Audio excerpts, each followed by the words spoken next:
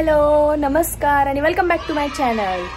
मी तुम्हाला इतकी तयार झालेली दिसतेय, ह्याचं रिझन तुम्हाला नंतर कळेल। सगळ्यात पहिले तर इथून सुरुवात करूया।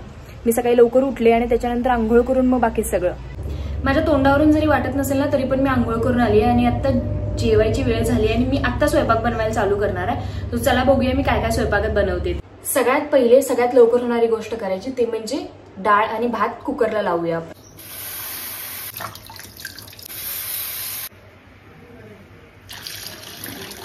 डाळीमध्ये थोडं हळद, भातामध्ये मीठ,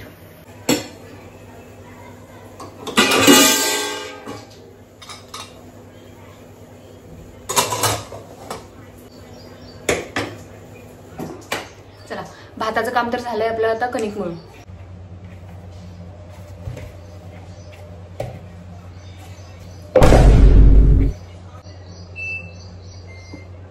बस दोघांचीच आहे। मला पहिले ना कणकेचं म्हणजे पाणी किती टाकायचं कणकेमध्ये हे समजायचं नाही, पण आता मी प्रो झाली। लग्नाला जवळपास 1 वर्ष 3 महिने पूर्ण झालेत, त्याच्यामुळे इतकं तर जमायलाच पाहिजे मला।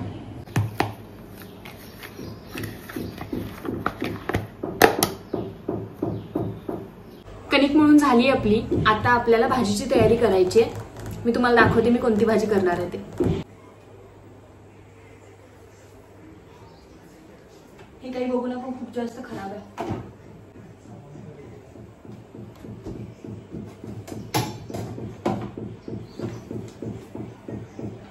तर असं झालं होतं की माझे सासरे म्हणजे बाबा पुण्याला आले होते आणि त्यांना असं खूप जास्त आवडतं की सकाळी जायचं फिरत फिरत बाहेर, भाजी घेऊन यायची, ती स्वतःच निवडून ठेवायची, फ्रीज अगदी असा भरलेला पाहिजे। सो ते गेले होते, त्यांनी गवारीची भाजी आणली होती म्हणून मी आता, आणि त्यांनी ती निवडून पण ठेवली आहे म्हणून मी आता गवारीची भाजी करणार आहे। मी गवारीच्या भाजीमध्ये कांदा, लसूण, परत शेंगदाण्याचं कूट असं टाकणार आहे। याच्या व्यतिरिक्त तुम्ही काय टाकत असाल तर मला नक्की सांगा। आपल्याकडे सगळं घरी अवेलेबल आहे, आपल्याकडे कांदा आहे, लसूण आहे, शेंगदाणे आहेत, त्याचा कूट बनवायचा आहे आणि आपल्याकडे कढीपत्ता पण आहे। थांबा मी तुम्हाला दाखवते।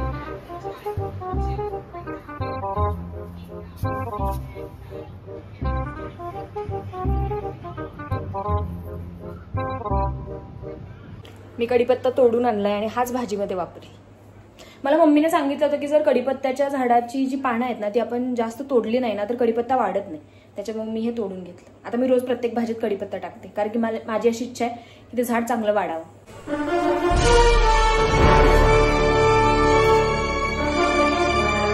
कांदा चिरून झालाय, लसूण सोलून घेतलेला आणि कोथिंबीर निवडली आहे।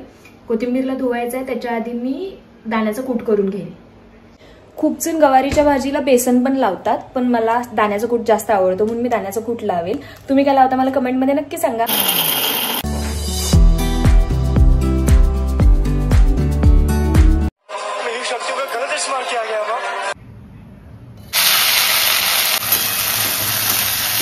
गवारी बऱ्यापैकी परतून झाली आहे, मी तिला एका प्लेटमध्ये काढून घेऊन नॉर्मल जी फोडणी आहे ना आपली ती सगळी करेल।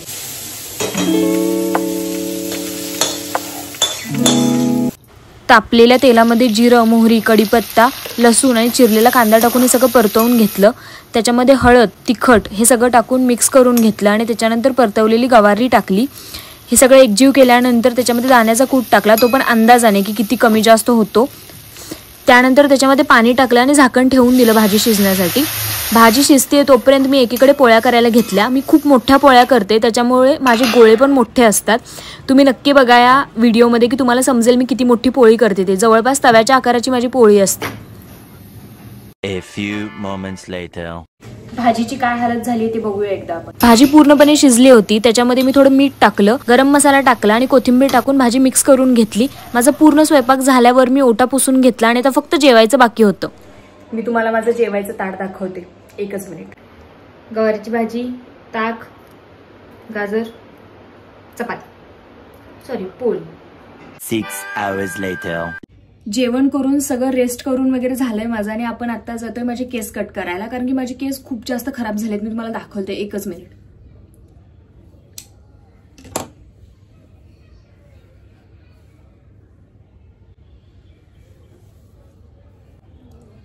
तुम्ही बघू शकता की याला खूप जास्त स्प्लिटेन्स वगैरे आलेत आणि खूप डॅमेज पण झालेत। मग म्हटलं की थोडं खालचं कट करून घ्यावं। मी लास्ट कधी कट केले होते की मला आठवत पण नाही, म्हणून मी त्याच्यासाठी जाणार आहे। सो जायच्या आधी आपण नॉर्मल चेहऱ्याला थोडं सनस्क्रीन वगैरे लावू, कारण बाहेर अजून खूप जास्त ऊन आहे.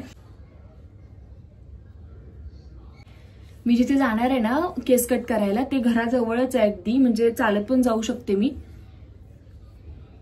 सो मी तुम्हाला दाखवते. आणि ते जे कटिंग करतात ना ते कटिंग मला खूप जास्त आवडतं. म्हणजे मी मॉलमध्ये पण केली याच्या आधी, पण मॉल ॲज युजल खूप जास्त कॉस्टली असतं आणि ते काही इतकं मला बरं नाही वाटत की फक्त केस कट करायला इतके पैसे द्यायचे.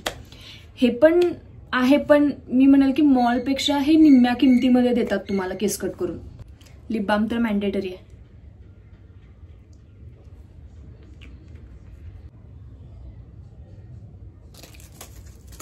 झालंय इतकंच. सनस्क्रीन, लिप बाम आणि टिकली एवढंच लावलंय मी. आणि आता आपण निघतोय जाण्यासाठी. आता मी तुम्हाला डायरेक्ट सलॉनमध्ये भेटते. Bye bye. मेन म्हणजे मी तुम्हाला आजची माझी फॅशनच नाही दाखवली. 1 मिनिट. झेंडू कलरचा टॉप आणि कावळ्या रंगाची पॅन्ट अशी माझी फॅशन आहे आजची. घरातून बाहेर पडल्यावर अगदी 5 मिनिटाच्या अंतरावरच ते सलून होतं. तिथे गेल्या गेल्या त्यांनी पहिले मला हेडवॉशला घेतलं. नशीब गर्दी नव्हती आणि हेडवॉश करताना इतकं जास्त मस्त वाटत होतं ना. हेडवॉश करून झाल्यावर त्यांनी हेअर कट केले, ब्लो ड्राय केलं आणि हा माझा फायनल लुक होता. तुम्हाला कसा वाटला मला कमेंट सेक्शनमध्ये नक्की कळवा. केस कट करून मी आली आहे आणि हा फायनल लुक आहे, तुम्ही बघू शकता. तुम्हाला असं वाटतंय का की मी खूपच जास्त केस कट केले तर मला नक्की सांगा. मला थोडं वाटलं, पण म्हटलं की ठीक आहे, वाढतात, माझ्या केसांना चांगली वाढ आहे, मग पटकन वाढून जातील, म्हणून मी जास्त काही इतकं मनाला लावून नाही घेतलं. बट मला चांगलं वाटतंय. तुम्हाला कसं वाटतंय मला नक्की सांगा कमेंटमध्ये. मी ड्रेस चेंज करून घेतलाय आणि मी केसांना क्लचर लावलाय, कारण की मी मॅगी करायला ठेवली. आम्हाला दोघांना पण खूप जास्त इच्छा झाली होती मॅगी खायची. आणि त्याच्यानंतर मी असं ठरवलं की आज उत्तापा करायचा जेवायला. मी उत्तापा करायला घेतलाय. त्यासाठी काय काय घेतलंय दाखवते तुम्हाला. कोथिंबीर, कांदा, मिरची, याच्यात थोडे जिरे टाकायचे आणि दही. त्याच्यामध्ये थोडे जिरे टाकले, दही टाकलं आणि त्यानंतर हे सगळं मिक्सरला बारीक करून घेतलं. ते रव्यामध्ये टाकून मीठ टाकलं, पाणी टाकून सगळं एकत्र केलं आणि थोड्या वेळासाठी ठेवून दिलं.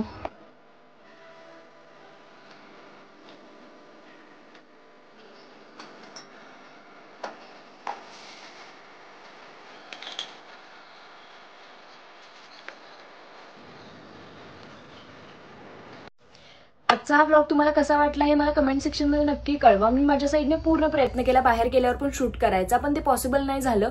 कारण की ज्या माझ्या हेअर कट करणाऱ्या दीदी होते ना त्यांना असं आवडत नव्हतं. मग त्यांनी मला म्हटलं की मला फोटोमध्ये वगैरे घेऊ नका. सो हेअर कट आणि ब्लो ड्रायच्या वेळेचा मला व्हिडिओ शूट नाही करता आला. मी तुम्हाला डायरेक्ट फायनल रिझल्ट दाखवलं. तुम्हाला कसा वाटला मला नक्की सांगा.